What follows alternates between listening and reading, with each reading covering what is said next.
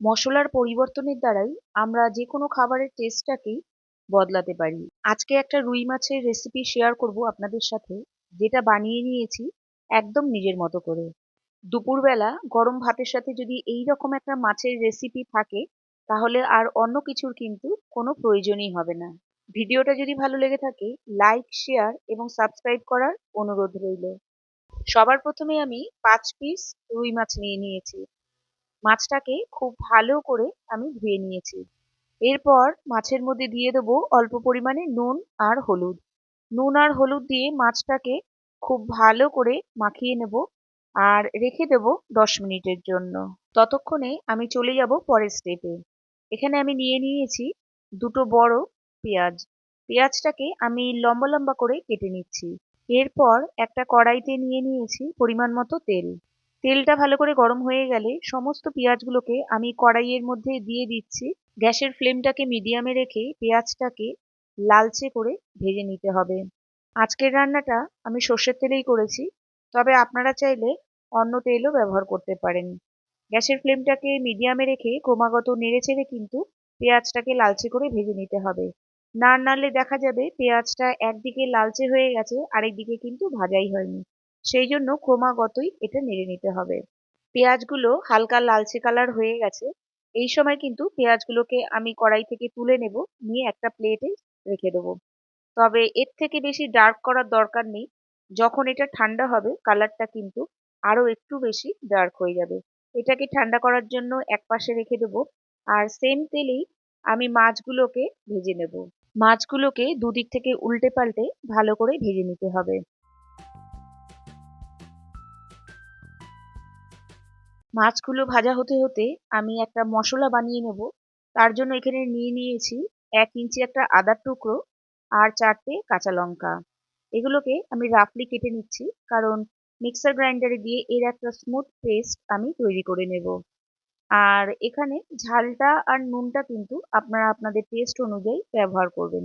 অপরদিকে মাছগুলোও কিন্তু আমার ভাজা হয়ে গেছে। মাছগুলোকে আমি একটা একটা করে প্লেটে তুলে রাখছি। এরপরে আমি দুটো আলু কেটে রেখেছি লম্বা লম্বা টুকরো করে, সেইগুলোকে আমি সেম তেলেই দিয়ে দিচ্ছি। আর দিয়ে দিচ্ছি অল্প পরিমাণে নুন আর হলুদ। আপনারা চাইলে নুন হলুদটা আগে থেকেও আলুর মধ্যে মাখিয়ে রাখতে পারবেন, তবে আমি একেবারেই দিয়ে দিচ্ছি। দিয়ে আলুটাকেও হালকা লালচে করে এখানে আমি ভেজে নেব। মাছের আলুটা এভাবে ভেজে নিলে কিন্তু টেস্টটা খুব ভালো লাগে। ততক্ষণে বানিয়ে নেব আমি আরো একটা মশলা। যে পেঁয়াজগুলো আমি লালচে করে ভেজে রেখেছি, সেই পেঁয়াজগুলোকেই মিক্সার গ্রাইন্ডারে দিয়ে আমি একটা স্মুথ পেস্ট বানিয়ে নেব।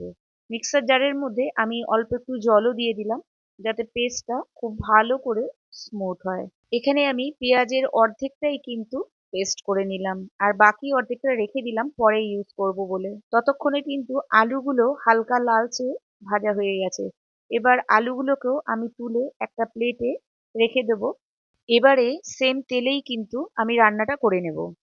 ফোড়নে দিয়ে দেবো দুটো তেজপাতা, হাফ টিস্পুন সাদা জিরে, 3টে সবুজ এলাচ আর একটা দারচিনি। ফোড়ন থেকে সুন্দর গন্ধ বেরোলে এর মধ্যে সবার প্রথমে আমি অ্যাড করে দেবো যে পেঁয়াজটা আমি পেস্ট বানিয়ে রেখেছিলাম সেটা। আর মিক্সির জারের মধ্যে যে খানিকটা পেস্ট লেগে রয়েছে তার মধ্যে একটু জল দিয়েও আমি এখানে কড়াইতে দিয়ে দিলাম। গ্যাসের ফ্লেমটাকে মিডিয়ামে রেখে কিন্তু এবার রান্নাটা করে নিতে হবে। মশলাটাকে খুব ভালো করে কষিয়ে নিতে হবে, যতক্ষণ পর্যন্ত না এর থেকে তেলটা ছেড়ে আসে। মশলা থেকে তেলটা কিন্তু ছেড়ে এসেছে। এই সময় আমি অ্যাড করে দেবো আদা আর কাঁচা লঙ্কার যে পেস্টটা রেডি করে রেখেছিলাম। এরপর এর মধ্যে অ্যাড করে দেবো হাফ টিস্পুন জিরে গুঁড়ো, হাফ টিস্পুন ধনে গুঁড়ো, হাফ টিস্পুন হলুদ গুঁড়ো। আবারও কিন্তু মশলাটাকে খুব ভালো করে কষিয়ে নিতে হবে। এর মধ্যে আমি অ্যাড করে দিলাম হাফ টিস্পুন কাশ্মীরি লাল লঙ্কার গুঁড়ো। এটা টোটালি অপশনাল, আপনারা চাইলে কিন্তু নাও ইউজ করতে পারেন। এখানে কিন্তু মশলাটা একদম কষে গেছে, আর দেখুন আবারও কিন্তু তেলটা ছেড়ে দিয়েছে। এই সময় এখানে অ্যাড করে দিলাম একটা মিডিয়াম সাইজের টমেটো পেস্ট।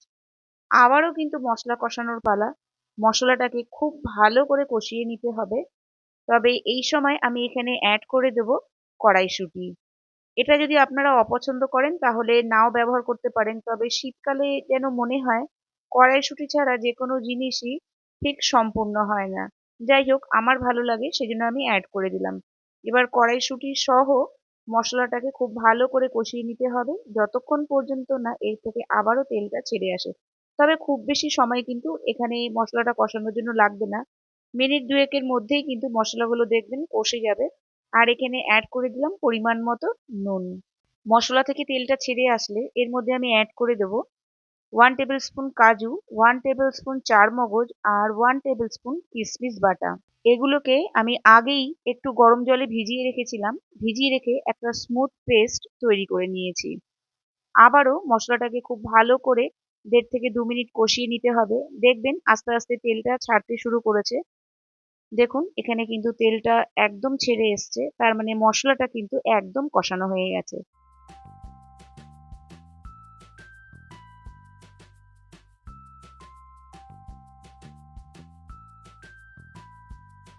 এরপর আমি অ্যাড করে দেবো আলুগুলোকে। আলু দিয়ে আবারও 1 থেকে 1.5 মিনিট মশলাটাকে কষিয়ে নেব। এর ফলে আলুর মধ্যে কিন্তু মশলাটা খুব ভালোভাবে যায়। সবকিছুকে আমি এখানে খুব ভালোভাবে কষিয়ে নিয়েছি। এরপর এখানে আমি অ্যাড করে দেবো গরম জল। তবে খুব বেশি জল অ্যাড করার দরকার নেই। আলুটাও বেশ অনেকটাই সেদ্ধ হয়ে গেছে, কারণ প্রথমেও এটাকে ভেজে নিয়েছিলাম আলুটাকে।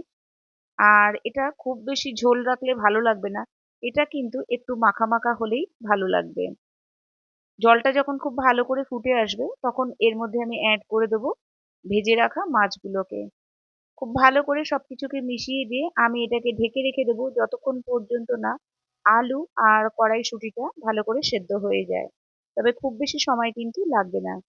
এখানে আমি চেক করে নিয়েছি যে আলুটা একদম সেদ্ধ হয়ে গেছে।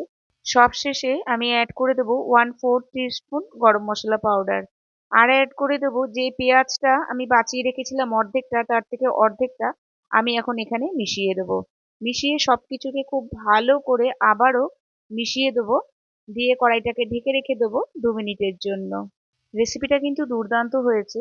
দুপুরবেলা গরম ভাতের সাথে অবশ্যই একদিন ট্রাই করবেন। আশা করি আপনাদের ভালো লাগবে।